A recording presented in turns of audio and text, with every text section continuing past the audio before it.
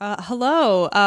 300 patrons. Wow. Wow. Wow. So Not last time 500. We want 500 patrons. It should be 3,000. very happy. I'm embarrassed. I'm very happy with 300. I think the last time we did the 200 episode Q&A was 2 years ago.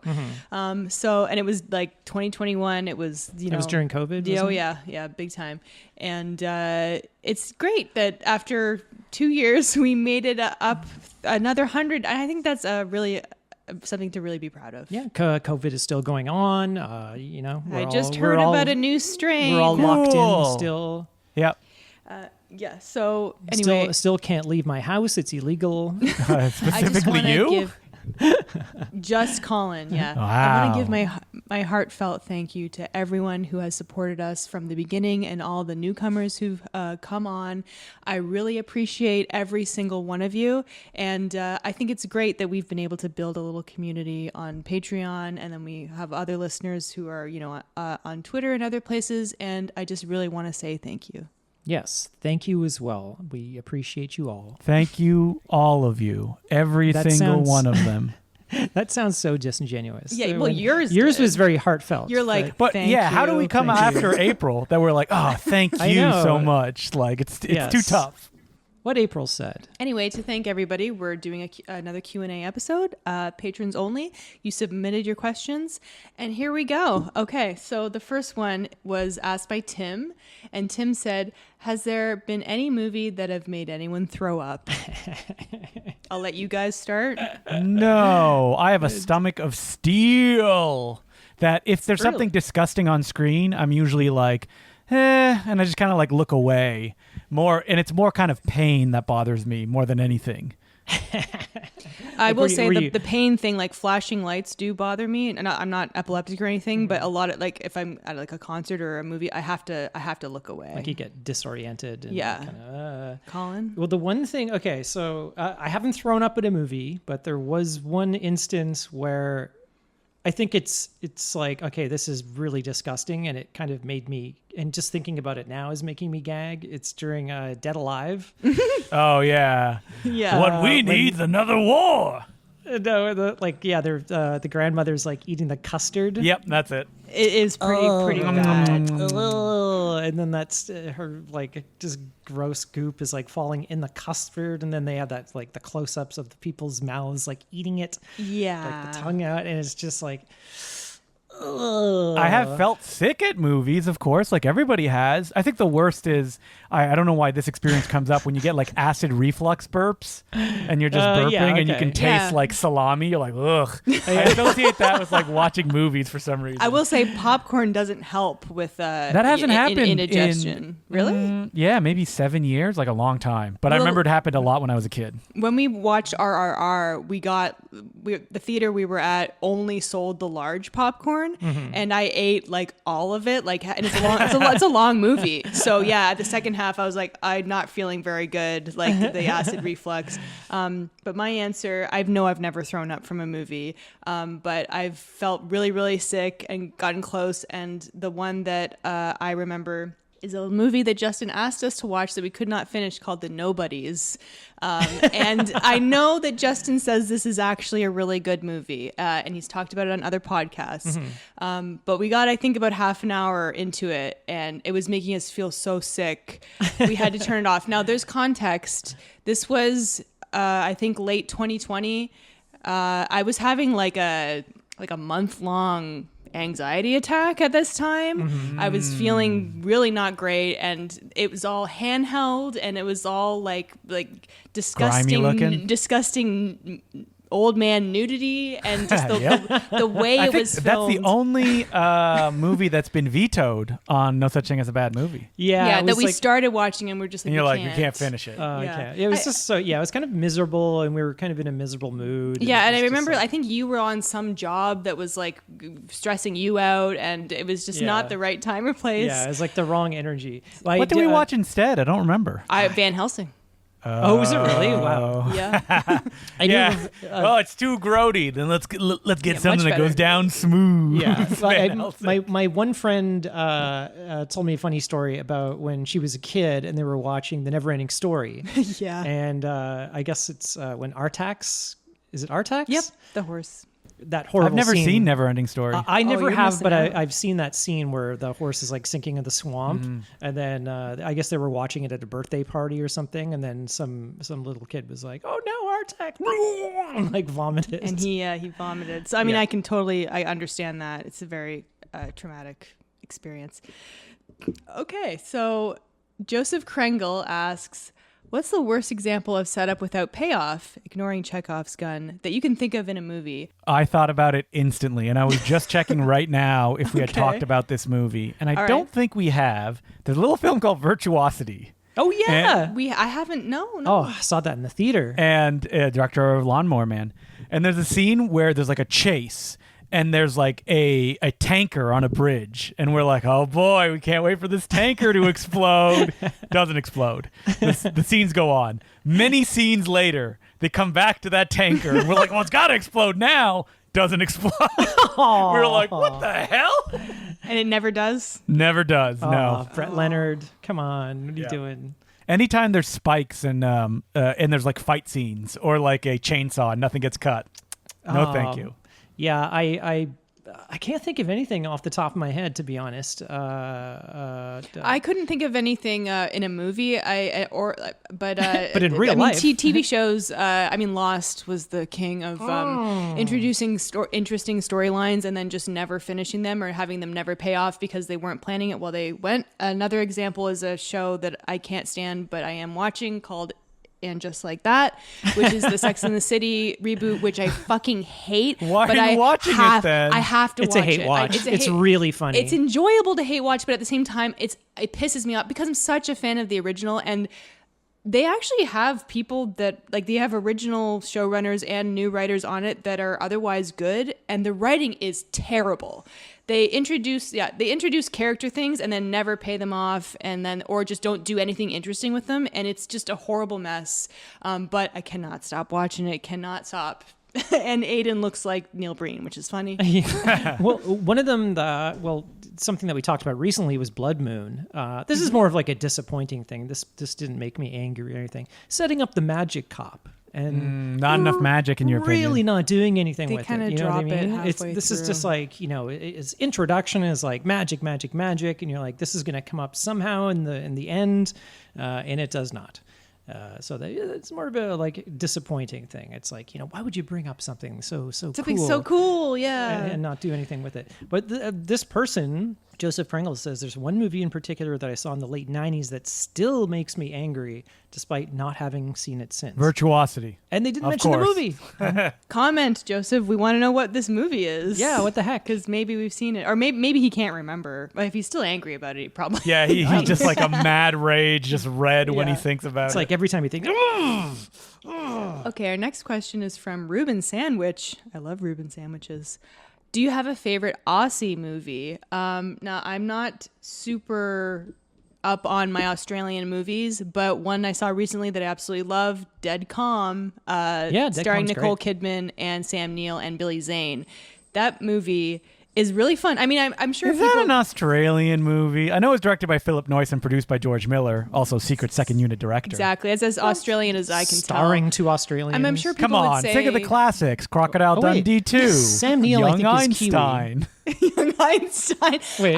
That's the That's Yahoo Yahoo Serious. Serious. I haven't seen the original Mad Maxes, you guys. Oh, Crocodile man. Hunter. No, No, you haven't seen the original Mad Max? Crocodile What are you Dundee. doing? I know. Yeah. Well, that's probably, I'm going to say right off the bat, because I have multiple posters of it. It's one of my favorite movies of all time is the original Mad Max. Mm-hmm. And Mad Max Fury Road, The Road Warrior, those are three of my favorite films, I could say, period. Kangaroo Jack. Kangaroo Jack. Is that even an Australian movie? Who knows? No, I I'm can't. looking at a list of Australian films Yeah, right now. I did that and too, The and, person that put came Kangaroo up. Jack on it. There's one, Crocodile Dundee, that's a classic, but one that isn't really well known, it's called Wake in Fright. and it was on Netflix a while ago. This is years ago. My friend told me about it. And it's absolutely terrifying, and it's from the director of Weekend at Bernie's. Wait, what year did that come out? I would say early Canada's 80s. own. Early 80s? I want to say early 80s. I've heard of this. But Yeah, Ted Kotcheff is a Canadian. Yeah, so it's co-starring Donald Pleasance. It's about this like Australian or an English teacher that's teaching English in the Australian outback somewhere. He's off for like the weekend or something to go meet his fiance, and he ends up in this town, gets a little too drunk, starts betting money, loses all of his cash. Oh, shit. And ends up like going on a bender with Donald Pleasance, and he cannot get away from Donald Pleasance or his friends, or because he has no money, and he is stuck with them the entire weekend, and is a fucking nightmare, like a nightmare of a movie. Okay. Like they go on a real like kangaroo cull in the movie. Whoa. So there are like dozens of actual kangaroos being shot, like Oh, boy. murdered. It's like a nightmare. I'm going to say, I'm sorry if you hear dingling bells or clicking sounds. Our cats are playing, specifically our kitten, who is not sleeping like he was last time. So if you hear, it's just like when we first got Sailor and we were recording the podcast. Is Sailor looking at the hear kitten like annoyed after playing with him for 5 minutes, being like, ugh, I'm done. What are you doing? Yeah, kind of. He kind of just stares at him. He's like, what is his trip? Hey, don't forget Road Games, directed by yeah. We did see that. Richard Franklin, Australia's That's a really good movie. That very was own. pretty good. And also the movie about the couple who get killed by nature. What is that movie called? Oh, not the long weekend. Yes. The one that it stars Dog Brain Man in the remake, Jim Caviezel. I didn't know they remade that. Oh, neither They did I. did. But yeah, we watched that on some stream or something that someone was doing, and I was like, this is a horrible nightmare. Yeah. There's Very well done. Great documentary. It's Long called- Weekend, isn't it? I Long think Weekend? so. Yeah. There's a great Yeah, that's what documentary it is. called Not Quite Hollywood that talks a lot about Australian films and just like the whole history of the Australian film market. It's fantastic. Yeah, I recommend that. Really good. It was Not great. enough Yahoo serious in that documentary. I don't recall any. Who's It was Don't like, forget. It was like Barry Humphries and who was the director? Oh, God. He did like that Dead End Drive-In or whatever. Oh, it Brian is. Trenchard Smith. Yeah, it's Brian mostly Trenchard him. Smith. Yeah. Yeah. Good cock rock, stunt rock. Stunt Rock. Stunt Rock. Yeah, that's Yeah. another one. Man from Hong Kong. Amazing movie. Oh yeah, we have to do that. Right. Lots of great Australian movies, but yeah, the People Mad are Max like, films- you're just mentioning all the big ones. No, I know we it's- forgot it's- Shine. Everybody loves Shine. Whatever. Or the Baz Luhrmann movie Australia. Australia. sure there That's I are was more. about to say. Just Who can classic. forget Macbeth, starring Sam Worthington? Oh, my Australia's favorite I will TV show, say- Neighbours. And I will say, like, if you have your favorites, comment and let us know because I obviously need to see way more. We talked about Talk to Me last couple weeks ago, which is Yeah, new yep. and loved it. And I'm sure there's tons of great Australian movies that are just off our radar, right? Definitely. Neighbours. No, the movie. I know them all. Oh, you know what? Cool. A great comedy was. I think it's called The Castle. Okay. It's a really funny Australian movie. Never heard of it. It's really fun. Even though I just claimed I knew them all. Colin, you got me. The Castle. Smell that? It's two-stroke. Oh, I'm looking here. Michael Caton, directed by Rob Sitch. Cool. There you go. Check it out. Okay, so next question. Kirsten Peterson asks, what movies do you guys all have a different opinion on? I couldn't think of anything. Could you? That we all have a different opinion on, but I mean, what could you say? Like, Wait, you so like there's it. three of us though. Yeah, So you like one it. of them loves I it. hate One it. of them is okay, and one of them okay hates with it. it. Yeah. I couldn't think of anything. I mean, me and Colin generally agree. Can you think of a movie that like we had a complete opposite opinion on? Because I kind of can. Streets of Fire. Oh yeah, okay, yeah. You Wait, like who that? loves Streets of Fire? Colin does? Yeah, you like I that like- way, I like way that more movie. than I do. Yeah. I don't really care for it. I'm not saying I hate it, but I didn't. I think really it's like okay. it. It's not I your like jam. parts of it. I like the music. All right, so that's one. There we go, You're we got kinda- You're in the middle, and yeah. But like I said, not to be boring, but generally we tend to agree on. You have on some movies. likes that Justin and I are just sort of baffled By. Yeah, we have hundreds of episodes of the podcast. People can listen to us. I'm Like I'm Queen trying of to remember Damned. like some of the recent ones where I mean, you can just scroll through like Yeah. no such thing as a bad movie. I can hear you, Justin, like screaming in my ear, like, what? Yeah. What? Guys, I really like this movie. What? The One. You really like The One? Did you like Planet of the Apes? No.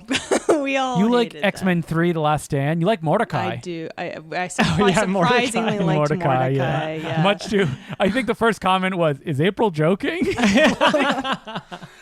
No. You never know. The answer is always no. You like Hook, right? Yes. Okay. Hey, Yes. Mrs. Doubtfire. That's a good one. That's a I fun guess. movie. Yeah, I love that movie. Justin thinks it's bad. You're kind of obsessed with it. Colin I'm kind of like is okay on it. I'm That's okay a on good it. example. That's a great example. Hook. I'm not crazy about.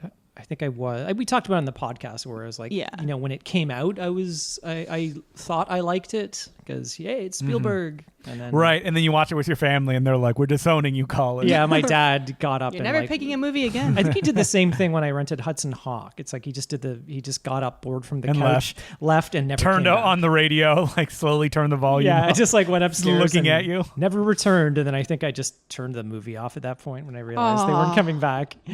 Like, I mean, we've all had the experience of showing like your parents a movie. Yeah. And I think I showed my dad Donnie Darko, and I was like, it has 80s music in it. You're going to love it. And at the end, he was just like, April, I just don't know.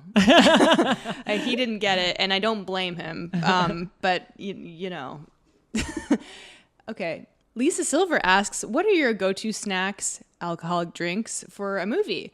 And follow up, if you're as unwilling to pay theater prices for snacks as me, what are you smuggling in? Now, if I'm smuggling, it's always a can of LaCroix, maybe a bubbly, because I'm a LaCroix fiend. I love LaCroix. And it's just, it kind of is the perfect, like, non-alcoholic thing to drink during a movie. I'm not a big soda person. to say bubbly, I mean, this is probably just a Canadian thing, but No, it's not actually. really, No, they have bubbly Yeah, in the because I States. saw When you say bubbly, on it's Jury people think Duty, like which you can champagne. view on Amazon, they have cans of bubbly. They have caffeine bubbly in the What? States. What? Yeah. Anyway, bubbly is like it's a flavored soda water.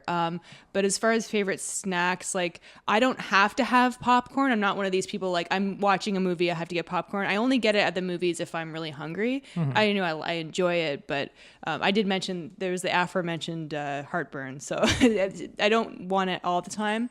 And if we're at home, our thing is just if we're planning on watching a movie, we'll eat dinner as we're watching it. Yeah. And like at the beginning, we'll set it up, and that's kind of our thing. have some wine. We sit like we eat like on at the coffee table, and we watch a movie, and that's enjoyable. But I'm not really a like movie snack person. You know what I used to do? Well, if we go out to the movies, it's always beer. We'll just grab a can of beer, drink. Yeah, that in because the now you seats. can get it at the theater. You Yeah, never which used is to be able great. to do that. You'll get popcorn. What I used to love is nibs. When I went to movies, Really? I would always have I- to get red nibs. I think it's stuck in my teeth. It would always give me heartburn though, and I just stopped eating them. It's basically just red licorice, right? Yeah, Yeah. I don't know why. I just had to get those. For me, it's always popcorn. I always have it when I go to the movies, even though recently it's starting to get stuck in my gums, or between my teeth. I Oh, hate yeah, it. yeah. So I'm maybe leaning off of that. And I never really sneak movie into popcorn. I made a concession with myself that's like, listen, just gonna get the food there. Well, Remember when we were like 10 years ago, you're like sweating, like, oh my God, the teenager's going to catch me and they're going to Gonna get throw me busted. out if It's I like have they don't care. food. Yeah, honestly, I will not eat movie food. I don't think I ever have. I know they have like hot dogs and you can get like poutine and pizza and stuff. That's disgusting. I'm not judging anybody, but I won't eat it. I remember, don't sit next to me with a fucking whole pizza and then start The going through it nachos like some too, gigantic yeah. nacho thing. The one time I remember going, I think it was it was a double whammy. It was like I Spy. I Spy. Yeah, it was What like, a movie. I think Eddie Owen- Murphy, Owen Wilson together at last. Yeah, so I was trying to convince my friends to go see Punch Drunk Love, and I'd already seen it before. I'm like, oh, it's gonna be Great really movie. good. And then they talked me into seeing I Spy, and I had this. I bought a big Whopper at the theater, Oh no. like a Burger King Whopper, and then so I was like sitting at the front. And I felt too like I don't like eating while people are watching, and I felt really weird because there was a lot of people in the theater, and I'm just like, I can't eat this Whopper, like everyone behind me watching. Yeah. So I just like I'll hold on to it. And then, when we see Punch Drunk Love next, we did. Oh, you had it for an hour and a half. Yeah. So I talked them into seeing Punch It's Drunk all moldy by then. Yeah. So, and then we sat at the very back of the theater for Punch Drunk Love. And I'm like, all right, now I'll have my Whopper. And there was a gigantic curly hair in it. And I ate it, and it was so long. It was probably like 12 inches long. And I just like, It was pubes. it was massive. inches. And I just like pulled it like through my teeth. And I'm like, Have you eaten a Whopper I'll since? have what she's Yes. having. yeah. And I was almost going to vomit in the theater. And Hey, goes back to that question. There's a earlier. vomiting theater experience. Yeah, that's bad. It was, And it was it was cold. a combination of cold Whopper and Ugh, then like gross. this big stringy like hair. Oh, Too. I say chow down if you're at the theater. And then when the movie starts proper, stop eating. yeah. Don't. Like anything that makes loud noises. That's what I can't understand. Like when I Yeah. think of I've never been to the Alamo Draft House, but I think they have like cutlery and I've stuff. been to right? VIP everything. screenings. You don't really hear it that much like at Cineplex But it's ones. mostly handheld stuff. Like they don't have like forks and knives. well, it's like burgers right? and fries. And it's and, like, burgers and fries and things like that. sort Yeah, of it's thing. handheld. It's like, I don't want to sit I next think to a at stranger Alamo- who's like eating a Well, meal. Alamo's not having a very good press lately with all their union busting that's Oh, been going God. Justin, on. have you ever been to an Alamo? I have. I've only been once, and I saw Albert Pune's Radioactive Dreams on 35 millimeter the Nice. day that Donald Trump was elected. Wow. So Oh, is wow. it like what was it like? Like There was no one in the theater. There was Okay. like 5 of the people. So Was this in Austin? it was indeed. Okay. I've always wanted to try an Alamo Draft House. I'm sure we'll go next time we're in like New York. or Hurry up! something. They're going to Yeah. be gone soon. I assume.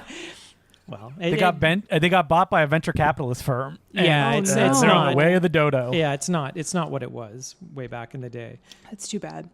Next question. Next question. Next question. Luke Gordonier says, Colin, what in your opinion is the best movie you've worked on? Also, I would love to see an episode on Jack the Giant Slayer. And then we also have a similar question from Cody later, who said, what's legitimately the best movie Colin has worked on? Now, I have an opinion, but I'm going to let Colin go first. I don't know. It's so hard because The Cell. that's It has the to only be, one. It has to be The Cell, right, that's guys? the only like semi decent one that I can think of. that I've worked on. Impossible Horror? No. Yeah, there you go. Space Cop? Okay. But no, seriously. Well. The Cell is not a perfect movie. No. But there's really Let us beautiful look at stuff. the credits of Colin Cunningham V. It has some. The Cell is better than like The Wild. Sorry. But I think The Oh, Wild yeah. I think The Wild might be second. Really? Well, I No, haven't there's seen no way. I haven't I'm seen looking here. I haven't seen Jack the Giant. Well, you did apparently have a credit on Twilight Breaking Dawn Part 1 or 2. Night and Day is fine. I haven't seen that. Oh, The Night and Santa Day. Claus 2. Hey, Undercover Brother. That's a fun movie. I haven't watched it since it I came gotta out. say, The Cell is better than all of these. I think so. Yeah. Night and Snow Day. Day, the unofficial Pete and Pete movie. What? Snow Day. Oh Yeah, yeah. He you know, doesn't Pete even and know Pete, what the this Nickelodeon is. film, the Nickelodeon show. The Snow Day was supposed to be a Pete and Pete movie. Oh no That's shit. what it was written for. Santa- Hey, he worked on Mimic. Come on. Yeah. I haven't seen. I haven't seen it since the theater. Lex, sexy. That's a TV show. Yeah, though. it's a TV But you show. worked on the 90-minute pilot, right? Well, I worked on the first four TV movies. So that counts. But whatever. anyway, I have my answer. Probably The Cell. I don't know. The It's so Cell, it's so yeah. hard. And that's Sidney J. Fury's Under Heavy Fire. oh yeah. The God. Casper Van Dien Vietnam movie. TV show, but you did work on The Boys, and we all love that, right? Yeah. What'd you do on The Boys? VFX supervisor. Yeah, I just came off of that. I worked on that for 5.5. Ooh, the past secret. 5.5 months. Well, you were VFX supervisor? Yeah. I thought you weren't going to do TV or movie stuff anymore. No, I got back into it. Oh, you didn't know that, Justin? Yeah. No, he didn't tell me that. Just told you. Yeah. I don't ask what Colin is working on these days because usually you're like, it's images for weed ads that are abstract. That was like 5 or 6 years ago. Yes. Yeah, that was a long. Well, when weed first came out, it was like when it was Yeah, first you legalized. can't advertise it. It's like you can Yeah. advertise it now. Yeah, so it's going to have to be The Cell. I think that was the one I was most proud of because. Have you seen Jack the Giant Killer Slayer? Yeah. Is that good? Not really. No. No? Okay. It's very bland. Also directed by Bryan Singer. Brian Singer. Very problematic. Also, the yes. first Chronicles of Narnia, I'm sure that has its fans. Yeah, you know what? Yeah. Yeah, Greta Gerwig, who's about to remake it for Netflix. Why? Very unmemorable movie. I liked that book, but yeah, the movie didn't really do it It for helped me find I don't God. remember anything about it. Yeah, exactly. Yeah, God was in my closet, in my wardrobe. He was the Chronicles all along. God is a starship. Okay. No, what does God want with a starship? Tudorfish Popkin asks, I'm a big fan of whenever April's new metal past comes up. What are April's top 3 new metal bands? Whoa, wait, hold on a second. this is Here, a I think question for April me. wrote this question. Yeah. Wait, if you move the letters of Lance Huck, Yeah. April, Oh my God, April Lemansky. Lemansky. No, it's Tudorfish Popkin. So I have to... These questions are laid out in this document in a confusing way. All right, so if it's top 3, I have like a caveat. I loved Marilyn Manson, and I was a huge fan, and I listened to all his albums, and I for years I listened. I memorized all his lyrics. I saw him live when he came to Toronto. Good man. But we can't. I can't. He should be in jail 10 times over. He's a horrible, horrible person, and I feel terrible. But so. He was kind of goth metal, and then he was definitely around during like the new metal craze. But so leaving him off, the 3 would be System of a Down, Yeah. Incubus. They're a little more Korn? They're a little Creed? You love Creed? Creed is not new metal. I mean, What is maybe. Creed, so then? I did like Korn, but I never listened to any of their stuff beyond like the singles. System of a Down, I listened to all their albums. Incubus did have their albums, and the 3rd would be Rage Against the Machine. You can take they be new me higher. Well, I looked them up on new metal bands, and they were there. So yes, again, they were making rock at that time, and so they fit under new metal, but they can also fit under other metal. Who does things. that? That's Disturbed. Oh, okay. Creed has been categorized, but less frequently, as new metal. Yeah. It's Really? from the Wikipedia Aren't they page. they're like Christian rock, though, aren't they? Yeah, Yeah, they kind of yeah, this is the guy. But I mean, we all know my favorite new metal album, the Queen of the Damned soundtrack, because it's got it all. I mean, I also liked Linkin Park, but I was not a big Linkin Park fan. I liked their songs. So definitely those 3 I mentioned. And caveat for Marilyn Manson, man should be in jail. But I did listen to the crap out of his stuff.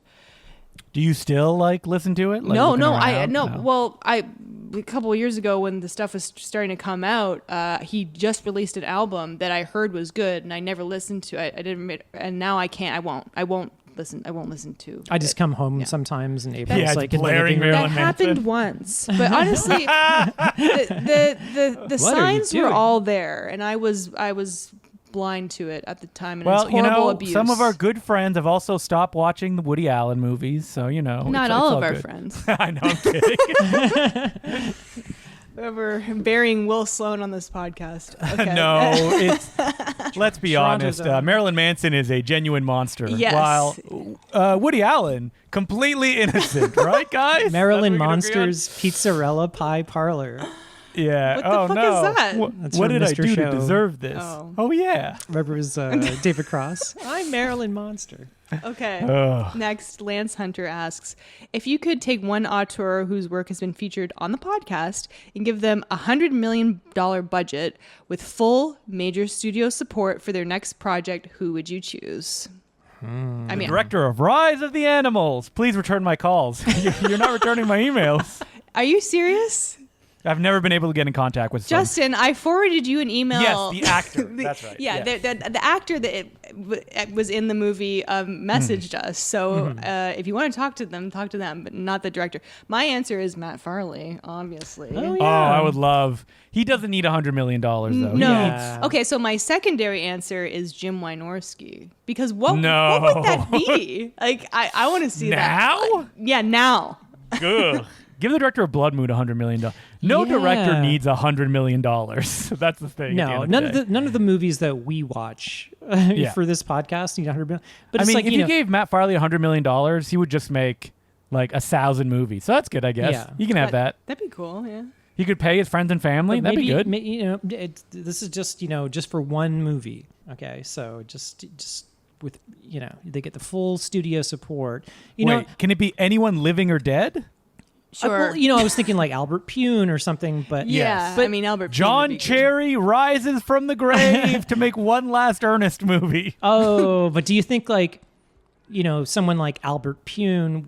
Albert Pune, definitely. Would they work? Albert Pune would make but do they work 100 movies with $100 million? Yeah, but if they could only make one and they have to use this one movie. Yeah. Do they work better, under pressure and with lower budget? Are they more creative? Yeah, but otherwise... I think he gets fired like a couple months into it. Yeah. Otherwise, like if you look discovered at he's shooting something on the sets at night. Or if you say he'd be making like 6 other movies on the side.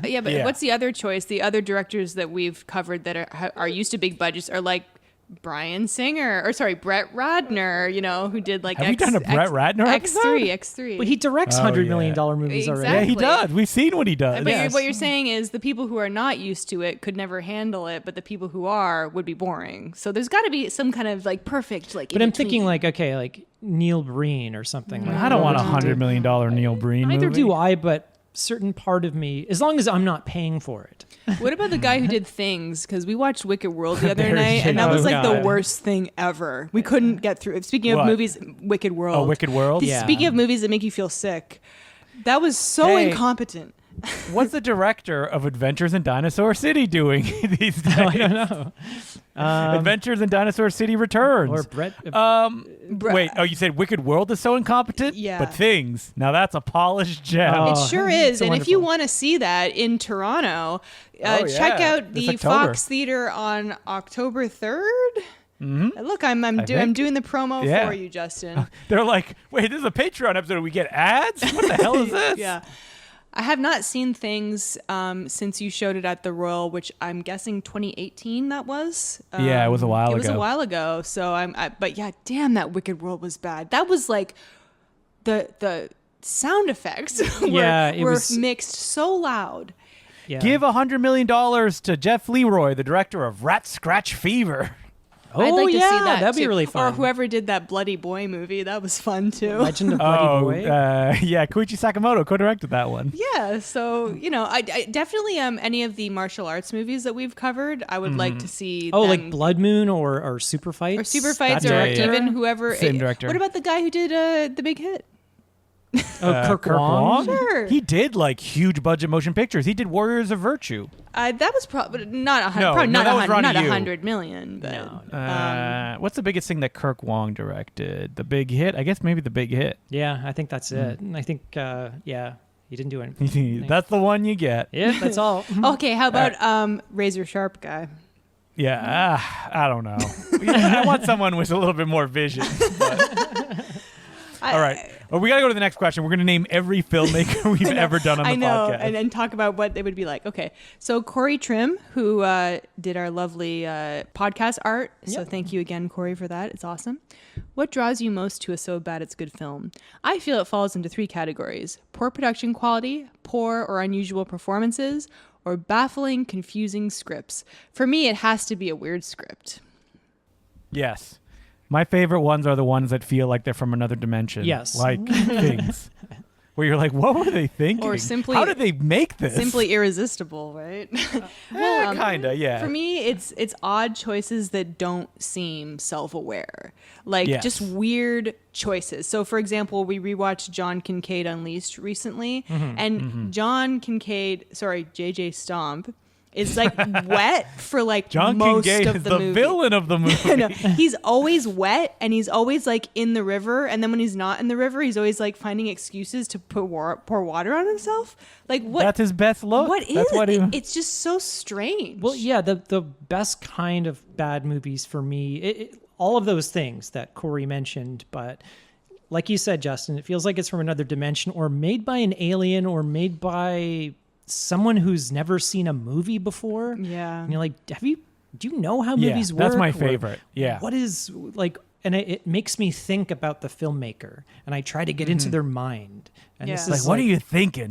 Like, what could have been the thought process behind this decision? Like, the JJ Stomp sitting on the side of the stream eating like Eating a cupcake. blue cupcakes while he's crying. It's like, what is happening here? I think what it often comes down to is people who have never made a movie before. So they don't know anything about filmmaking. And so they think, oh, well, I have to do things this way because in their brain it makes sense. But they've never been on a set. They don't understand. I know, the but people who are running the set are from their dojo. It's you know? like they're laying their brain. I think it's people have seen a lot of movies, so they go, I know how this works. Yeah. And if I get it wrong, I'll realize it as it's happening. And that is not true. No. Yeah, they just shoot shots. And yeah, it's just the weird, baffling decisions that you never, very rarely see in like big budget movies. Yes. That you're just like, I don't know how you got this money, or, you know, maybe you've seen movies before. Like Neil Breen's a prime example. It's like, what planet are you from? Like, how does this man have a job? Like, what is going through your head? Yeah. And now, but at this point, he's like made it his own style. Like he's made so many movies that way. He knows what people want, and he's making it. He knows that there's an audience for that. And another, there's other cult filmmakers who are like, well, I have an audience, so. But I think he's kind of doing it more for himself, and I get the feeling while watching his movies, I don't think he's playing to the audience very much. And I in the last one, from what I saw, there were a few moments where I was like, okay, he's self-aware and he's doing this to get an audience reaction. But I never want him to be touched by, you know, people outside of his sort of bubble. Yes. Like I never want like a studio to go to Neil Breen and say like, well, they wouldn't anyway. You know, so. Yeah, exactly. But I just don't want him to be sort of influenced by anybody outside of his own like persona, if that makes any sense. Dude, totally. It's like I was describing it as like the prime directive on Star Trek. It's like you can't influence this culture. You know, just leave them to develop. Well, some people like Matt Farley and Charlie Roxburgh, they can't. They're just so themselves that, like, even they know what the fans want, they'll go against it and just follow their own kind of like vibe. Well, that's good. Yeah, they really. I feel like do Neil what they Breen's want. like that too. I think so, and I hope he kind of stays that way. And I hope he doesn't go like the kind of Tommy Wiseau route. Like, well, Tommy Wiseau just hasn't made anything since The Room. Yeah, It's like because broken. because it's a fluke. He was aiming for something, failed miserably, and then tried to and then just sort of milked the popularity of it. Whereas Neil Breen really has a lot to say. Yeah, and he still has new things to say. Okay, so this actually goes. Well, leads into the next question. Goes into the next question. So Andrew Brown said, how do you feel about the so bad it's good movie crowd that has started to be taken over by douchey dude bros? I saw Colin tweet that he left a screening of a Neil Breen film early because the audience sucked. I remember seeing The Room in the theater back in 2010 and it was delightful, but from what I've heard, modern audiences make it not nearly as fun. So, do you want to tell the story of two weekends ago when we saw I saw the first hour. Wait, could there be a prologue to the story involving me? Yes, there is a prologue because we were we going and then Colin was like, is Justin going? So I'm like, oh, I'll text, your partner Emily. I could have sworn we talked about it I don't think so. on the podcast. We just assumed before. that you'd be going. So I texted Emily and I was like, are you going? And she says, nope. And so I'm like, and she goes, okay, have fun. And then Colin's like, well, is Justin going? I'm like, I'm assuming no because I asked, are you guys going? But then I bumped into Will Sloan and then we were going to the bathroom and then he was like, oh yeah, so your podcast partner is boycotting this movie. I'm like, oh, that's weird. Just about like the crowds and all this sort of stuff. But the thing is, like, when I went to see Twisted Pair, it was a fantastic experience. Yeah, and we talked extensively. It wasn't Twisted Pair that I saw. It was the one before that. I think it was Pass We Through. talked extensively about our Twisted Pair experience on the last Q&A because I thought it was great. I listened to it. It was a great experience, but for this one, it was... and because I didn't go because Pass Through was so miserable. Everyone was like screeching at the screen. Yeah, like, there is that. I mean, you have to kind of expect that. And I don't have a problem with genuine reactions like clapping and cheering. No, I don't mind and either. Laughing. And I was doing but a holy lot shit, of it was like just these people that were in the aisle with us. They were in our row. Specifically close to us. Just a would couple not seats down. stop It was talking. like 3 or 4 guys. But it wasn't like they were yelling at the screen. I would bet you money they're Red Letter Media fans too. Yeah, I know. Wouldn't that be funny if they were told by you to shut up? What if you stood up and you were like, times? "Don't you know who I am?" I don't think they were. But No. But like they were clearly very drunk and they drank multiple but bottles it was just of like soju. Oh man, is he doing this Constantly? Just talking to themselves. It never stopped. It never stopped, and I think that's one of the things that really distracts me in a movie. And I can't. Once it keeps going, it's just like my blood just starts boiling, and I've lost. I can't pay attention to the movie. I agree, turned to them multiple times and I was like, shush. And then by the third time I was like, hey, you shut the fuck up. And then the guys behind and us, these by the big way, dude we're in the bros back behind row. me started yelling at me like, hey man, it's a Neil Breen movie, dude. Yeah, Like- they gave us shit. Like, it's you're supposed to be talking through the movie, and I can, I felt really bad for the people sitting Well, I think- directly in front of them. there was a guy between me and them who looked like he wanted to crawl Oh, up was in the there? corner. Yeah, I thought it was just the three guys. he didn't look like he was anyway. So, that was it. And I think the dude bros behind me were like misunderstanding why I was upset at them, and it wasn't for like cheering or calling out or yelling at the screen. It was just for the constant fucking talking. Yeah. And the guy's like, oh, sorry, man. Like, I've been drinking. And I said, like, so have I. Like, it doesn't matter. Yeah, so he got up halfway through. And I just got up and left. And then when they left, because now there's nothing between me and these guys. Colin, you were like blocking it, and I realized I was like, oh man, you're right. These guys are not shutting up. But you're not the only people. There were some other people that constantly. commented on your post that were like, oh yeah, I was there too. There were some other people that were loud or obnoxious. Yeah, and we had a lot of comments of people who were like, hey, I was there and I had a great time. Yeah. Will said he had a great time. I still had an okay time, but It depends it who was you're sitting starting with. to really bug me. People like, yelling at the screen or whatever. That's fine. That doesn't bug me. But just the constant talking really. I know, it's like, how are you even really- listening to the movie if you're just talking the entire time? And the thing was, already talked about it was this like on a new previous one. movie. I don't care if it's like, if you're going to see The Room or The Rocky Horror Show, like people have seen these things a million times. It's fine. You know what you're getting into when you go to see those movies. But this is like a new movie. And I'm like, I'm Yeah. trying to hear the dialogue and what's going on just to get a sense of whatever. And it's like, fuck. And Yeah, obnoxious. and it really kind of ruined the experience. And that's like the third bad like Neil Breen movie experience I've had. The first two were fine, but I think like after I remember like the first, I was telling you about this, like the pass through, I remember I was just like not in a good mood because I was like working somewhere I hated and I was like upset, and I think I was upset about something after the Twisted Pair too. So I'm 3 for 3 on the bad Neil Breen movie experiences. So Me and Will did a whole Patreon episode on the Important Cinema Club where we kind of talked about it. Yeah. Of like people, like you don't have to be better than the movie you're watching. Oh, yeah, no. And they want to make it about also, themselves. I have not people, yeah, they think they're the main character of the screening. I have It's no. like, you're not. I have no. Stop I have it. no problem with that kind of attitude or experience if you're at home, but you're in Yes, a public. that's fine if you're at space. home, yeah. It's not cool. And as far as what this person was saying about the whole like dude bro aspect of it, it's a bit dude bro-ish. I mean, we talked about the Cats screening, but that was kind of like set up as a more interactive screening, and there was really only like a couple people yelling stuff. It was generally just people reacting, and I mean, I love Cats and that's a fun theater experience, but people came to this like to be obnoxious. Well, this is the That's thing. kind of It's how like it felt. What it felt like to me is like I think you should leave season 3, where the silent actor is on stage. Tim And Robinson. people are trying to get him And he's to like, shut up! What are you doing? What is that? It's a rake. It's a rake.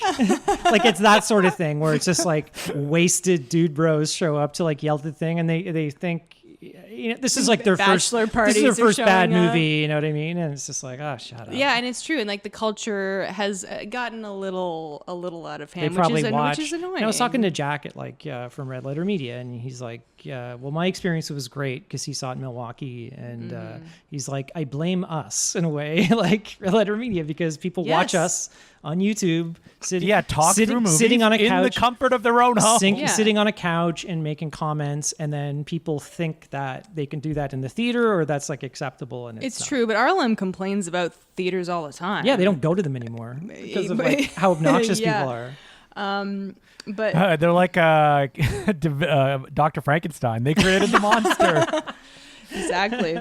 Okay. Anyway. What are you doing? What are you holding in your hand? Okay. So Meow Nyan asks, any chance of another Stephen Chow episode? Sure. When did we do a Stephen Chow movie? We did Out of the Dark, and is the only Stephen Chow I've ever seen. Maybe too self-aware to be on this show, but send me your recommendations. I'd love to do another Stephen Chow movie. I mean, I've never seen Shaolin Soccer. I feel I mean, like that's not really something for this. it's too good, and like Kung Fu Hustle. Yeah. like, Might I be think- too good, but if you want to send Somebody me... else did I suggest Out of the Dark? No, it was a Patreon. That's why. Yeah, I don't think I would have picked that. lottery. So Oh wow. So yes, I'd love to. Jacob Richardson asks, is there a novel you think needs to be adapted to film? Needs to be adapted. no. Well, nothing needs to be adapted to film. I have an answer. I read a book about 7 years ago called Dark Matter by Blake Crouch. It was a multiverse story, but Whoa, you dig very- on multiverses? Yeah, so it was way, but it No, was kind of multiverse. I know, but it was way before this was popular. And Doesn't as soon matter. as it came out, it was optioned to be a movie, and it's been stuck in development hell ever since. And I just looked it up the other day. Apparently, they did shoot it for an Apple, I think, series. So it is gonna come out eventually, but it was a really good book, and it was. I was reading it and I was thinking, this, feels like a TV show or a movie. It's kind of like a Schrodinger's box situation, like guy's living his life and then he's abducted by a version of himself so that he can switch. So like he wants to take over his life, and then he's stuck in like the guy who created the multiverse box's world, and he has to figure out how to get home, and then he's fighting different versions of himself. It was good. And I'd love to see that adapted. Anything else, you guys? I think that would. I think I'm done with multiverses. I know, Like but forever. I mean, that's the only book I could think of that I was like, I want to see that. I would have loved to see David Fincher's adaptation of Charles Burns' graphic novel Black Hole, which was supposed to happen in the late 2008, I think. Have you guys ever read that comic? No. No. Nope. It's all about like kids that have like a weird, I think it's sexually transmitted disease that's like mutating their bodies. Oh. And it's just like cool. over one like long summer basically. And David Fincher would have done something cool with it. And clearly it did not happen. And then I'm looking it up, and the last thing that I heard was Ricky Famuyiwa, the guy who did Dope and has been attached to everything under the sun, and I think he's now a Disney Plus guy, Oh, no. was going to direct it at one point, but clearly that did not happen either. Yeah, he directs the episodes of The Mandalorian. Oh, okay. Okay. But yeah, Charles Burns' Black Hole. Well, there's a couple novels that I really like. One of them, I actually had forgotten that Denis Villeneuve is actually directing it, Rendezvous with Rama. I think it's an Arthur C. Clarke book.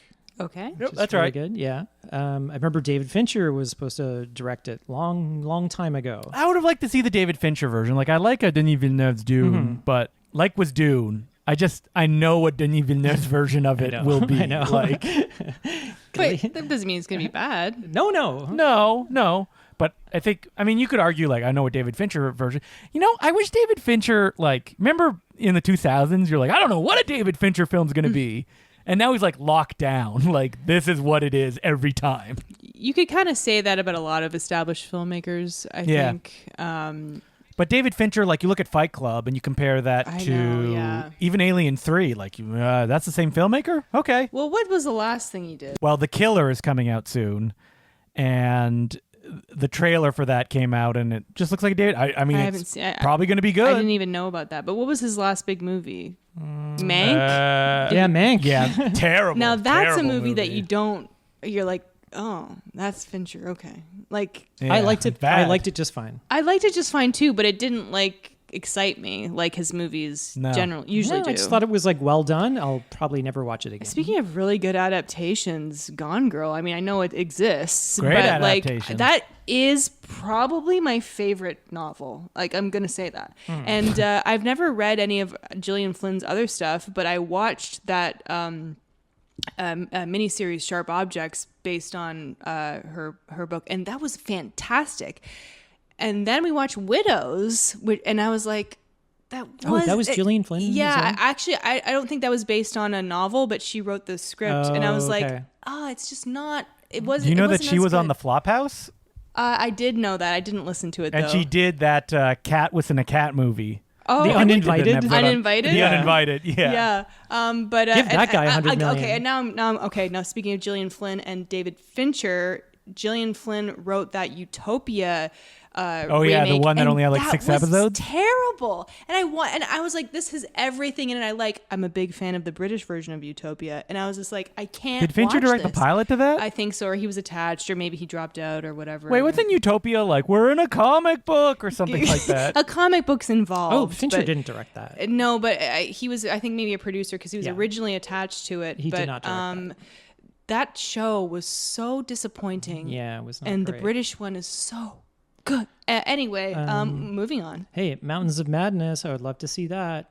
What is Oh, that script is bad though. Oh God that Almighty. Guillermo del Toro script. Oof, that is horrible. Have you read it? Oh yeah, that is. yeah. Yeah, it's awful. So Like if he had been able to make that, and he's like, I need $100 million. Reading that script, I'm like, no, you do? no. I was like so offended reading that script of like What is it based on? H.P. Lovecraft. H.P. Lovecraft. Of course. And it is like, have you ever read an H.P. Lovecraft novel, Guillermo del Toro? Del Toro's like, I am Guillermo del Toro. I can remake anything I want. I don't know. He said that's an old script and blah blah blah. But holy But they did shit. so many versions of it. There's like a ton of them floating around out Well, I there. hope it's better than that. Well, the problem with the novel is like literally they just go to the mountain and they're like, and then he's blind and he's on a helicopter at the end. Or like a plane going, oh, But much more is there. I'm mad. The mountains have driven me mad. I'm just very, very angry that I had to come all the way to these mountains. I remember all those like set reports. Guillermo del Toro was like, we will show you something you have never seen. And then you see the test and you're like, yeah, it's tentacle stuff. Yeah, Cool. it was so lame. And Yeah. you read the script, I'm like, oh, really?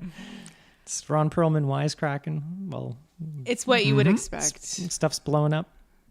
Yeah. Okay, ready to move on? Yeah. Let's Yep. do it. Jan Hammer Sledge. Jan Hammer. Jan Hammer. Jan Hammer, the musician.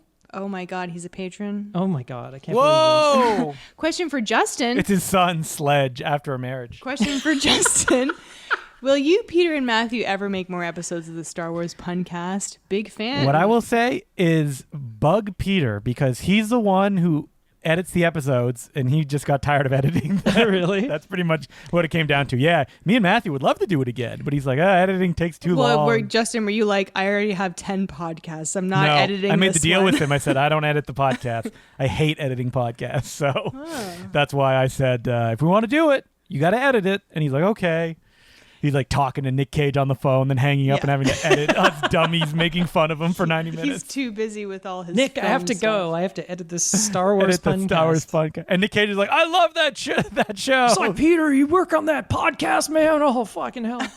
Oh, man. I love it. When's the next episode? Okay, Yeah. so Storm Templar. I bought a dinosaur, by the way. Storm Templar asks, Can I be on the podcast? And Peter's like, Nick, I Nick, don't I know. have to get back to this editing. Yeah. I'll get back to you. is there any movie you rewatch on a regular basis or anything? Like I always watch Fargo the first snow of the year or The Thing the first week of winter. I only have one. Every year, me and Emily watch Jingle All the Way during the Christmas season. That's the only That's it. Christmas movie that you watch every year. Like that is an appointment viewing that we watch it together. Yeah. Other than that, I don't really. Here's the thing. I don't know if I said this on a previous episode that when I first moved to Toronto and I was dating a lot, I would watch all my favorite films with new people that I would meet. Boy, did I get tired of those movies. So I don't really watch them anymore. I don't think... No more Shaun of the it's Dead. It's no a good more. way to get to know somebody. Like, Yeah, here, Army of here are the Darkness. Yeah. movies that I like. Yeah. But I think, I mean, Colin doesn't rewatch anything. Christmas movies, well, I He's used like Pauline to. Kael. I used Only to. once. I wasn't really counting Christmas movies in this because we all have our movies. We Everybody watch every watches the Christmas, same- and we've mentioned the same these 5 like before. Christmas movies. I mean, every for single me, year. it's like The Holiday, Christmas Vacation. Yeah, like Home Alone. all that kind of I watch It's a Okay, Wonderful Life we every can't. year. Yeah, we Home can't. Alone. Okay, we can't. You watched the new Home Alone that we watched God, no. a couple What was years that ago, called right? again? Home Home Home Alone Sweet- Alone. I don't Home remember. Sweet Home Sweet Home Alone. God. Oh, I'm British. My stepmom watched that with me. She's like, what are you doing? I'm like, I got to watch a bad movie. She's like, I want to watch it. I'm like, I don't think you do. It ended and she was like, that was bad. I was like, I told I'm you. replacing She has Macaulay good taste. Culkin. But Colin, I mean, I've lived with you for 6 years. You don't rewatch anything. No, I used to obsessively, and but the ones like they always say, what's the movie that if you're this is kind of dated, but if you're flipping through the TV channels, Yes. and you come upon a movie, what's one that a movie that you'll stop and watch it till the end. And that would be something I would say like Goodfellas. Yes, I mean, we actually Jaws. had this exact conversation on a previous Q&A, and I know because I rewatched. So you're absolutely right. I mean, Raiders of the Lost Ark, when I was a kid, I think I watched that every day one summer. Yeah. Like literally every day. I mean, for me, I often will watch Jesus Christ Superstar on Easter because it's an Easter movie. Not every year, but I've done that. And Also to support your Lord and Savior, Jesus of Christ. course, my Lord and Savior. What's the name of Jesus in that movie? I can't even remember. Fuck, I can't remember the guy. What's the name of the Jesus? actor? Jesus Christ. Jesus H. Norman Christ. Jewison. The H is for hell. So if it's my birthday, Is Norman Jewison still alive? I think He is, yeah. he is. He's 97 No, the years H old. is for hell's a 97 poppin'. years fun. So on my birthday, I'll often watch a favorite movie just because it's my birthday and I feel good. And Colin can't tell me not to watch something, but I don't ever tell you not to watch something. Yeah, I don't think he I know, says but that I'm just very saying often. April, it's my I birthday, forbid so I you. can watch whatever I want. So I often watch like Mulan You will not- or Clueless or Body Double. Those are my favorite movies. I would. so. Colin's I like, would not happily- Body I would Double. happily- Turn it The off. last happily like watch- 5 times I've watched Body Double, you always leave the room. How many times have you watched Body Double? I The don't know. last 5 I times. love A Body lot. Double. But you never watch it. You've never watched it with me. That is ever. 100% not true. The last time I watched it, you left the room. That is a lie. That's not true. Whatever. Are you sure it was Colin? Was it someone with a Colin style No, wig I was on? going I across mean, the road to watch you through the window with my binoculars. And I was like calling you up on your cell phone. I was like, April! Relax. April! Don't do it. Yeah. You want to go through But it? yeah, I told my cousin, I was like, she's like, what are you watching on, it's your birthday? I'm like, oh, well, Mulan. She's like, the new one? And I'm like, no, that movie doesn't exist. There's only one Mulan, and it is the animated movie. So don't Wow. even talk to me about that live action Wow. version. April's emphatically moving her Yeah, I hands. want Moving on. almost no Asian voices in my Mulan, That's not says April. Justin, not true. There were actually a lot of Asian Harvey voices. Firestein's as Asian as they Eddie come. Murphy. I think he was born in Beijing. BD Wong, and others. Okay. Ramsey Crow asks Ming Na Wen did the That's main right. voice, didn't she? Yeah. a reverse on picking something. Miguel Ferrer. Nothing says Asian like him. Getty Watanabe. Getty Watanabe. June Foray played Stop, the grandmother. Stop. Wow, they really looked around and they're like, what Asian people? I get James Hong and Kat Morita in here. Well, we've already got the two big ones. Which are not And even George Takei. George Takei. And of course, the singing voice of Shang, Donny Osmond. And of course, Nothing and more of course Asian. Eddie Murphy. Yeah. Okay. A reverse on picking I'll something make good. a man out Donny of you. Osmond's so good. Okay. Oh, is he? Ramsey Crow And asks, Mulan herself, Christina Applegate. Ramsey Crow asks, a reverse on picking something good you like from a bad movie. What's a movie that would otherwise be amazing but had one bad thing about it that dropped things down at least a notch, if not more? For example, and you've mentioned this before, I was loving every single thing about High Tension, until the twist at the end. Haute I've tension. never seen... He wrote it in French. I've never seen Haute Tension, but apparently he did not like the end. Tension. I have an answer for this. Do you guys?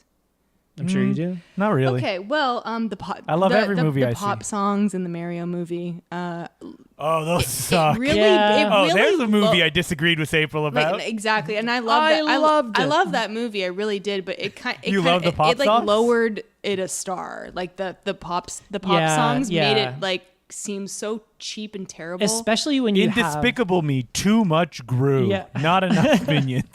I have Well, another answer. Especially when you have, so much music to choose from, in the Mario too. It was franchise. a slap in the face. That's terrible. They wrote music for I it, and they know. took it out at the last second. It's Anyway, I have trash. another answer. Go on, the April. ending of Come True. Come True, fantastic movie. Is that a porn No, film no, of it's a some Toronto kind? movie. Come True. Sleepwalking movie. Yeah, it's an indie movie. I freaking I'm looking it up now. loved it, but the last Oh, wait. scene. Oh, I know who that is. Yeah. Okay, he's a friend of Peter. Yeah, he's a local filmmaker. The last Spoiler alert, spoiler alert. scene- It was all a dream. Anthony Scott Burns. Sorry. It really...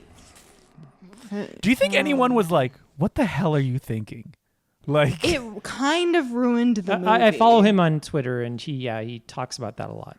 The rest of the movie is so good. he's and like, so I'm right. creepy. Yeah, he kind of justifies it. He justifies it, but but I Really? don't agree with his justification. The thing is, have an ambiguous ending, maybe where you're not sure, but to a say teddy bomb, if you will. yeah, but to just blatantly say that it just makes you feel like shitty, like Okay. everything you just watched was for nothing. I've got a couple. I've got one big one. The Fifth Element. What don't you like Oh. about that? The director. I'm going to take a guess.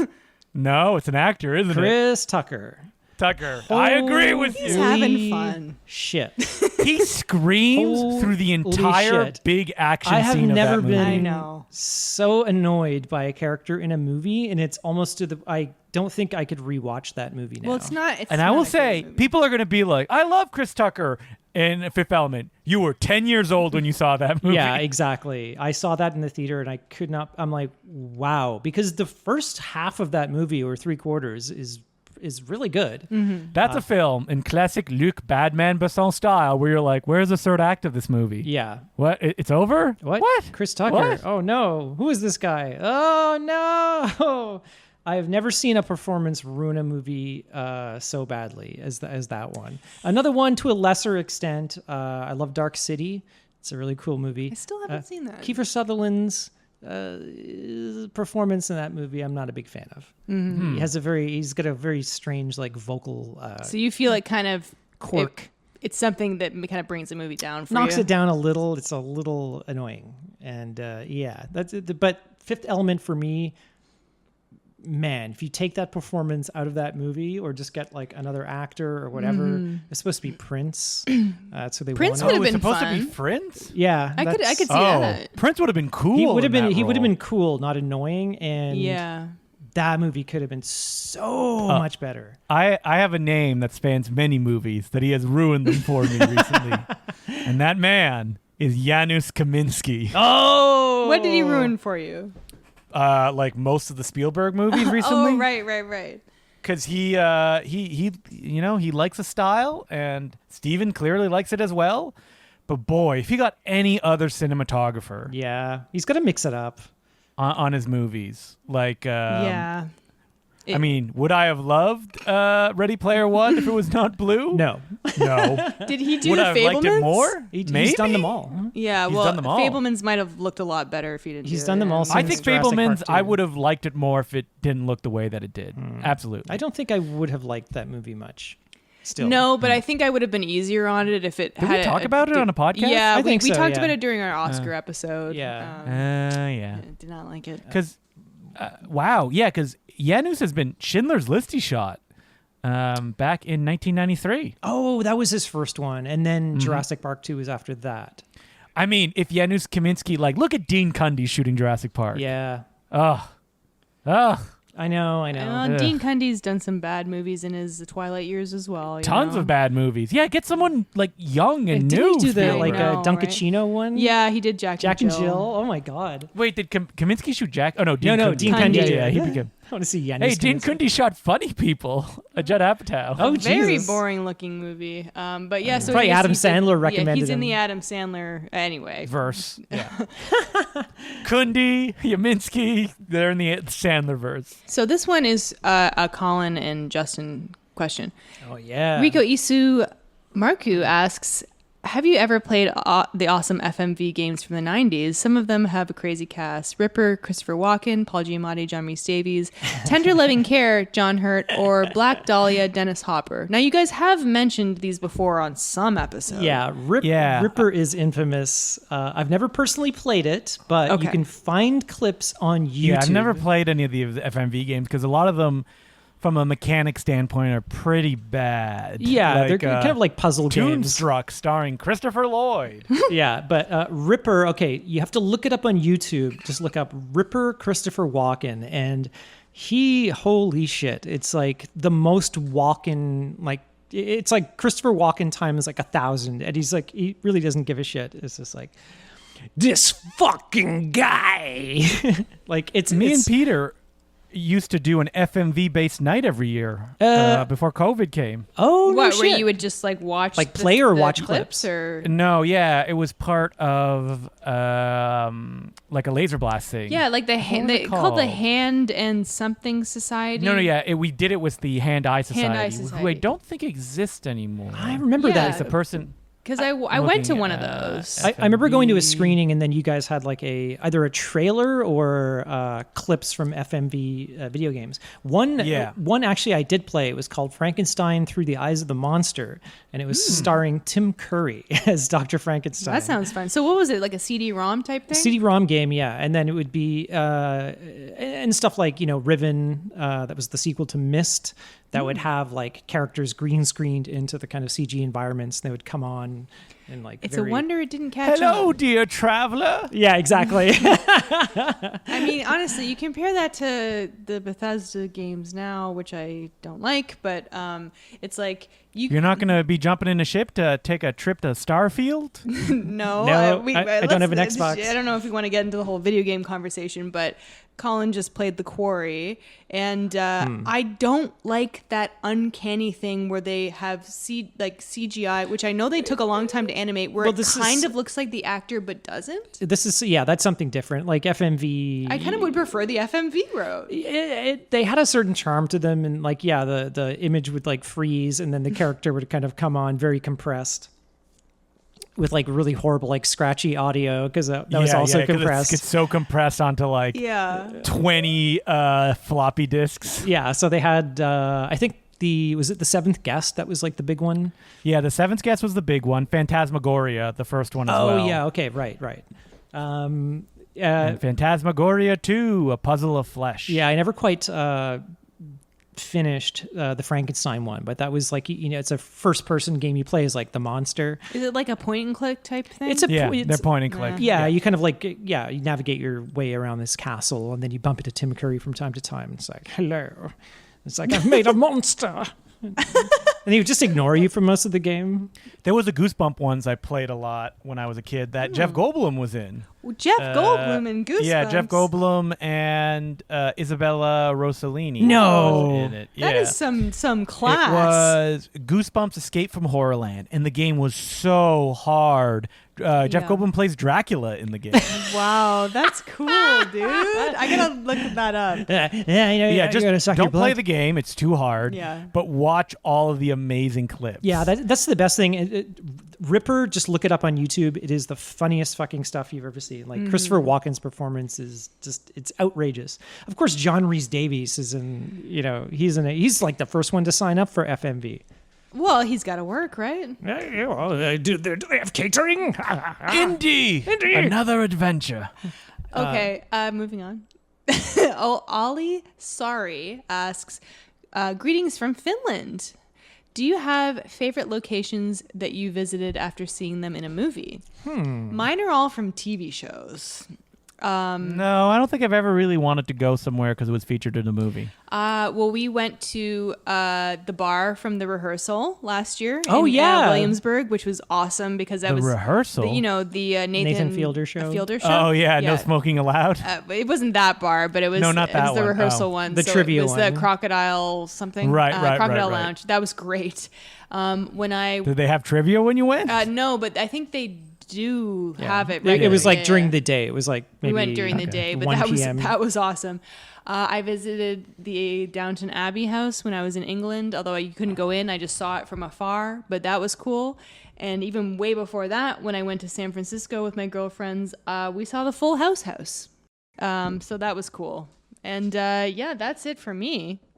I haven't like specifically visited anything. I think it would mostly be in Toronto. Like Yeah, it's like, In the Mountains of Madness, Yeah. Crash, The Fly, Short Circuit 2. Scanners. I'm pretty sure I go by that street where it's on Queen, Yeah, I where think, Johnny wasn't it? Five gets like killed. yeah, I think it's right by It's Roy actually- Thompson Hall. I think it's on King. It's off of Anyway, King, yeah. yeah. So I go by that every day. Yeah, remember Justin, you and I shot that intro for the Red Letter Media thing where we went to the Twin Dragons dojo? Yeah. The Twin Dragons dojo. That's right. That's now like I don't know. Where was that? Is that the north end of Toronto? No, it wasn't too far. I can't remember. That's the best thing Colin's worked on. That end part of there you go. Twin Dragon show. That wasn't yeah. even the good. That wasn't the one that we shot in the garage. Yeah. That was the other one. That was a different one. There was yeah, that's multiple right. ones. Oh, that was the second part. The part. best thing you ever did was the thing where we blew wind at you. Yeah. What was that for again? They were both for McNamara movies. For okay. The second one was for Dragon Hunt, I guess. Or Dragon Hunts, and then we had to first one, Twin they had Dragon. sawed Twin Dragon Encounters in half, and then they saw the sequel and thought it was even worse, so they wanted to apologize by Bringing Twin Dragons Encounters back together. back together was into fun. one thing. Anyway, we're now horrible. They are incorrect. Twin Dragons Encounters is not as good as Twin Dragon. Dragon Hunt's Dragon the better Hunt, one. yeah. Okay, so we're now off topic. So moving on. Douglas Scoop Reinhardt asks, can you explain the appeal of Neil Breen and his pictures? Okay, we already talked about Neil Breen a little bit, but Yeah, I think that we basically covered this in what we look for in bad movies. Yeah. And that if you can't kind of gel on that level, then it's just not for you. Don't worry about it. So unpredictable. You know what I mean? You can never. You just want to get into his head, and he's like an alien. It's the one thing that I will say is that much like David Lynch or M. Night Shyamalan, all his characters sound exactly like him, and they speak in a very strange cadence. It might just be the bad acting, but he has a way of getting everyone to sound the same way, and not every director can do that. It's almost like the Farley and Roxburgh. I was just movies. thinking that too. But Yeah. that's They have like a very the particular dialogue. Yeah, but they have a particular way of writing dialogue that just comes across. I guess so. But you look at the David Lynch movie and you're like, people are just saying normal things, but they're saying them in such a weird way. Breen movies have that, and I like it. Okay, so next is Nicole Peters asks, can you tell us about some of your travels? Where have you been outside of Canada, and have you worked outside of Canada? Also, what's your favorite holidays? I see at the end here. Yeah, that's next. Christmas? No. Halloween! Stop. First, No. we're talking about traveling. Jeez, wow. Can you tell us? We already spoiled the last Can you question. tell The us next question. some of your travels and where outside of Canada, and have you worked outside of Canada? I've been to LA and Florida. That's the only two places I've been to outside of Canada. Really? Yeah. Oh, New York, and New York as well. And you haven't Yeah, that's it. haven't worked outside of Canada? No, I haven't done any work unless you count me being flown in for one day to talk about Albert Pune for 8 hours for a documentary. That's it. Yeah, that counts. Yeah. That was for the Columbo DVD or Blu-ray box Yeah, set. it's deleted. It's now being canceled. Albert Pune directed an episode that's never been released. But I wouldn't be surprised. Well, for me, I've never worked outside of Canada other than remoting in. I've worked with a post-production company that's based out of New York, and we've remoted in from here. So I guess that counts. As far as traveling, I've been to, outside of US, I've been to Cuba, the UK, and the same trip I did London, Manchester, and Liverpool, and I visited the Downton Abbey House, which is in a town called Newbury. And in the US, I've been to Florida, a place called Panama City Beach, Chicago, Atlanta, LA, Milwaukee. I think that's it. There might be more. I think that's it. You don't need to brag. That's fine. yeah, you've been to so many not- places. We get it. Jeez. I need to go to more. I love traveling. I like being in other places. I don't like the traveling part. Nobody likes going to the airports. Denver. I've been to Denver. I love it. sorry. People should pay for my plane tickets. I love traveling, and our last traveling experience, as far as the whole flying and flights thing, kind of sucked, and it does remind you how tiring it is to go to the airport and fly, and then it's when the things worst. get delayed, it's just it's exhausting. Don't think I hate anything more than going to the airport. Yeah. Like early in the morning to travel. Just But in- yeah, I've been outside. I haven't worked outside of Canada, but yeah, it's like Where have you been outside of Canada? outside of Canada, LA, New Orleans, India? Milwaukee. Oh wait, I went to Las Vegas. I can forgot speak about for that myself, too. ma'am. Thank you. Sorry, what was that, Justin? I said I've been to Las Vegas as well. Oh, we've been to I just Vegas remembered. too. I forgot. We've been to Vegas. Thank you. I can tell my story. Halloween. Halloween's my favorite holiday. Been to like Scotland a bunch of times when I was a young lad. That is all. Okay, yeah, okay. Okay, so what's your favorite holiday? So wait, what places do we want to go? I would like to go to Japan. Yeah, I need to go to Tokyo before I'm 40. I'm saying Japan, that right now. Japan. I need to go to Japan. I would love to go to Italy and France. Justin, They're rude there. yeah, Italy and France, Japan. I still would love to see France, but Italy, for the food and definitely for the the art and the architecture and stuff like that. As far as places in the U.S., I still want to go. I'd love to go to Austin. I hear Seattle is really nice. Lots of dogs barking in Austin. Okay.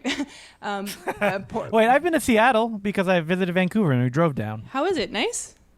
Eh.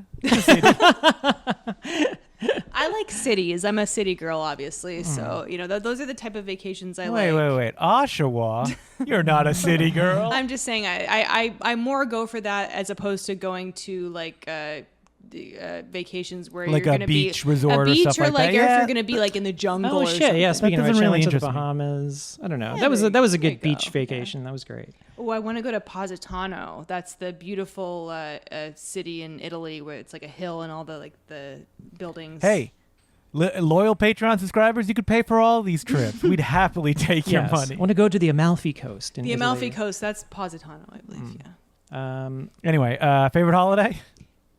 Well, for me, I'm kind of over Christmas and Halloween right now.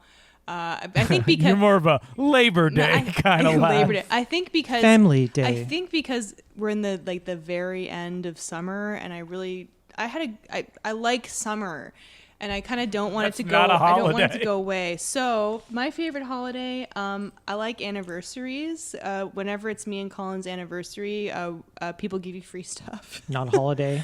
Wait, who gives you free stuff? Wherever we go, like if we're at like a bar or a restaurant, it's our you're like, anniversary. "It's our and then anniversary." they give us a free round Okay. or free dessert. We or do that every single free week. oysters or something like that. Also, I like my birthday because it's like Again, not a holiday. yeah, but for, Yeah, but not a it's holiday. a holiday Not for yet. me. So that's why I like it because I feel special, and also I like. I'm not a big fan of my birthday. Don't do I anything. li- It's right after Halloween. I used to not do anything on my birthday, but I like it now. I like having parties because I have full control over what it is, and everybody has to do it because it's my birthday. Okay, so I'm gonna say Easter.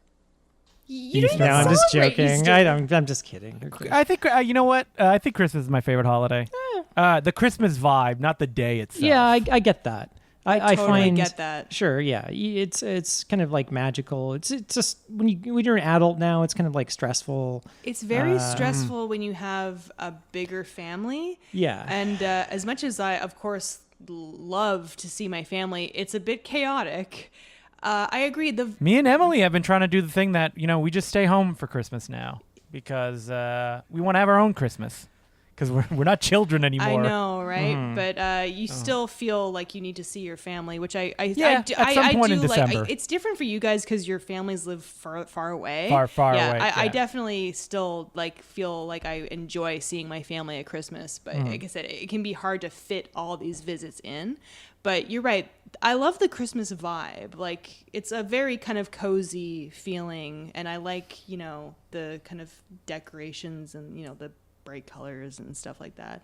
I like buying presents for people, but I just don't want to think about Christmas right now. It is August 30th, so it's like no.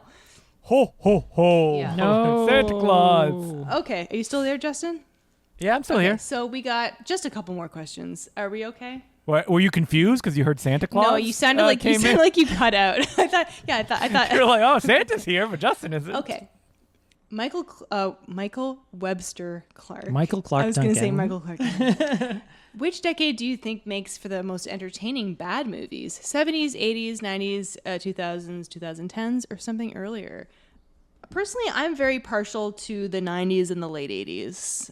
80s. Yeah, Just 80s in general. Yeah, just 80s in general, Early I think. 90s has done a lot of really fun action and martial arts movies, you know, kind of like your Blood Moons, like that type of stuff. Yeah, at least they were like shot on film back in those days. You know what I mean? That's the thing is that like the 80s, I'm thinking of like Roger Corman, what he was producing then, and then the trash he was producing in the 90s that nobody watches anymore. Yeah, I it's kind just of he made so many 90s like movies and some no of one that. cares I about like them. some of that trash. it's like I don't know. Look at Roger Corman's filmography and you'll be like, oh my God, he made 10 Blood Fist movies and like 100 erotic thrillers you've never heard about because nobody watches them anymore. Yeah, I think back in the 80s, like shooting on film, I think just adds like a layer of legitimacy to the film for some reason. Well, you need to reach a certain technical competence when you're shooting on film. Exactly. Yeah. Exactly. Yes. Yeah. So it's like even like the shittiest movie probably looked good. Like Yeah. everything was in focus.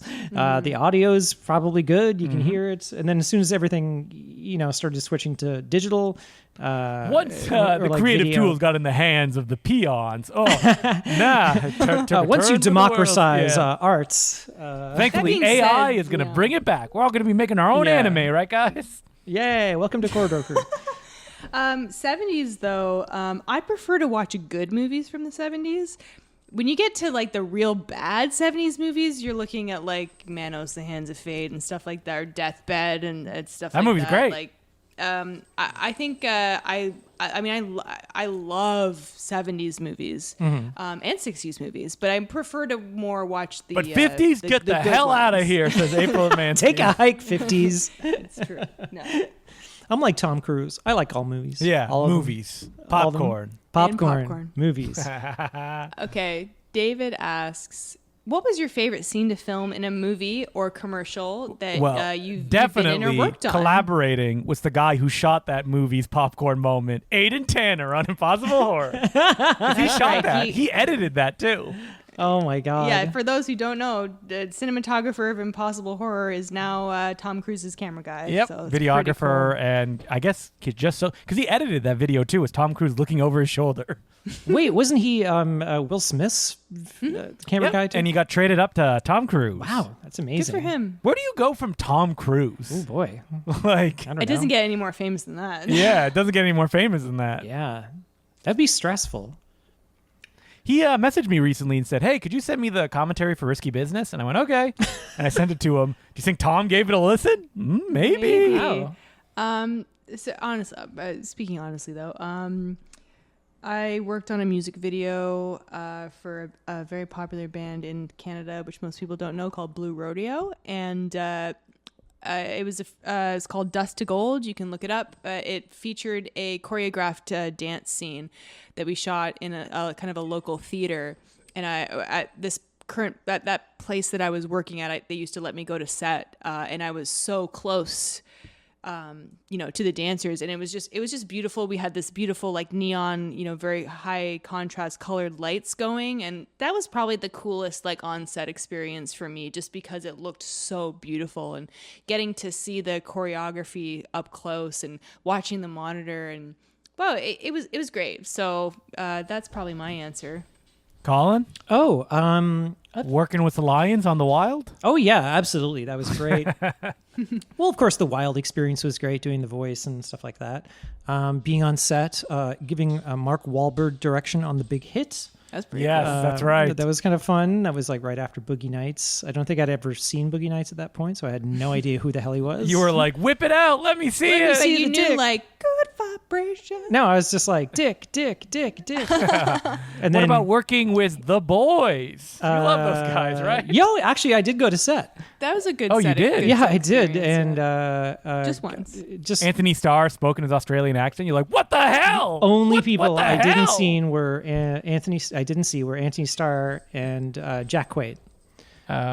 Everybody else was there, and we were just chilling out. cool. And it was Carl Urban and like Giancarlo Esposito came over and started talking to me. Wait, Jensen Ackles, Supernatural himself, was he there? No, he wasn't. That was Oh. season What was his 3. character's name? Soldier Boy. Soldier Boy. That's right. I guess Yeah. this was for Did the he? news. Oh, he season. didn't die though. I think He didn't. They Spoiler put alert him. for the They put him in boys. cryo storage. So Yeah. Right. yeah. But- So it was fun. Yeah, pretty cool. Giancarlo Esposito, very very small man, very loud voice. Yeah, he came over and started chatting to me. That's great. I was dressed kind of nice. He was like, "Hey, I love Red Letter Media. Neil Green, hey man, love talking through those movies." Well, I was laughing because I was like, "What the hell? Everyone's like talking to me today for some reason." And then somebody's like, "Yeah, because you're dressed nice on set outside. They think you're like some producer. They think you're like an executive from Amazon." And I was like, "Oh, okay." Wait, did you have Amazon rule or Sam Raimi / Hitchcock where you always wear a suit and tie when you go to set? No, I was just dressed like I normally, I wasn't dressed like I was on set in the cold, like everyone wearing like big boots and like snow pants and stuff. You normally dress better than your average on-set guy. Well, on set you're dressed for comfort, right? So I didn't know. I was just going there for whatever. Yeah. So everyone kept coming up to me and talking to me, and they're like, "Hey, they think you're like an Amazon executive." So I'm like, "All right." So that's pretty great. That was pretty fun. Okay, so I think this is going to be our last question. For disinterested hand job. Disinterested hand job asks, "What's your favorite of Colin's many impressions?" There's so many to choose from. Jay Leno. Jay Leno? Do What? Jay Leno. What are you talking about? Have you ever done I don't think Jay I've ever Leno? done Jay Leno. Yeah, you did it. Well, You did now's it. your chance. You did it a few months ago. I'm only saying this because I just listened to the Important Cinema Club where Will is doing probably the worst Jay Leno I've ever heard. And I was like, get Colin on this podcast because he sounded nothing like Jay Leno. I don't even think I could do a Jay Leno if you put a Do gun it, to do my it. head. Jay You've done Leno.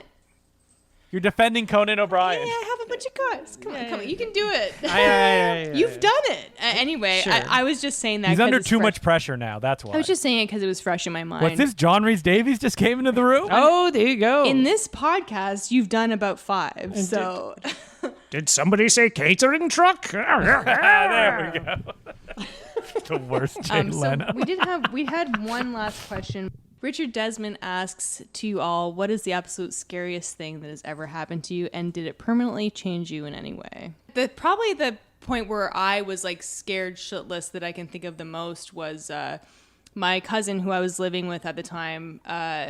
She called me because she was heading home to Toronto from Oshawa on the train, and she said, I forgot my wallet, and so I don't have my bus pass, so can you meet me at the station and bring me change so I can take the subway home? And it was like the last subway, so it was like late at night, so I said okay. I go all the way downtown, the last train of the night heading in from out of town, and she never showed up. And oh my God. yeah, and I freaked out because I was calling her and she didn't answer, or maybe she forgot her cell phone and she borrowed her cell phone. I can't remember, but yeah, so she never showed up, and I was just at the station. I didn't know what to do, so I called my dad in Oshawa. I was like she doesn't have her wallet. How is she going to get home? I don't know where she is. And he just said, go home because you don't want to be stranded downtown either, right? And yeah, so that subway ride home, I thought she was abducted. I didn't know what happened. So I got home. Was she just drunk somewhere? So I got home. She wasn't there. So I called the police and I filed a missing persons report.